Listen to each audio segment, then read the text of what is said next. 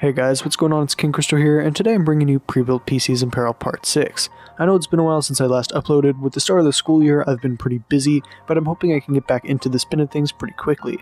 Needless to say, I decided to do a Best Buy Edition number 2 since you all seem to enjoy the Best Buy Edition number 1. Also remember, all links to PCs will be down below. I found two good systems for today's episode, so without further ado, let's get into it. The first computer I found on Best Buy was a $760 Cyberpower PC. It included a Ryzen 5 2400 processor and an AMD RX Vega 11 graphics. This is in short the Ryzen 5 2400 with its integrated APU graphics. It also included 16GB of DDR4 2400MHz RAM, which I found interesting because normally I would recommend higher speed memory with Ryzen, especially with their APUs since normal memory is used as video memory. It also came with 2TB of storage, which is plenty, although I would have really liked to see an SSD on top of that. Finally, I can tell that the case the PC came with was a Thermaltake case, but I really don't understand why they include an ATX Thermaltake case with a micro ATX motherboard. I started my build off with the same $160 Ryzen 5 2400G processor. This processor includes the Vega 11 onboard graphics and a Wraith Stealth stock cooler. I also added the $75 MSI B450 and Bazooka motherboard, which I am quite sure is the same as the one used in the pre-built.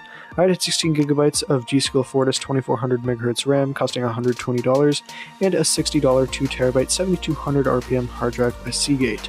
I added a micro ATX case by Thermaltake, including tempered glass just like the case in the build, as well as a $30 450W bronze certified power supply by EVGA. Finally, I added a $15 copy of Windows 10 Home and a $30 802.11 AC Wi-Fi adapter. The total of my custom build came to less than $550. This means that Cyberpower PC is charging a 40% cost increase just to build you the PC. Overall, I cannot recommend this pre-built for purchase. The second PC I found was a normally $1,250 HP Omen PC, now on sale for $1,100. This is the second HP Omen PC to make it onto this series, but has vastly different components on the inside than the original contender. It included an Intel Core i7-7700 and a dedicated GTX 1070 graphics card. Once again, it included 16GB of DDR4 at 2400MHz, however this time it only came with a single terabyte of hard drive space and still no SSD.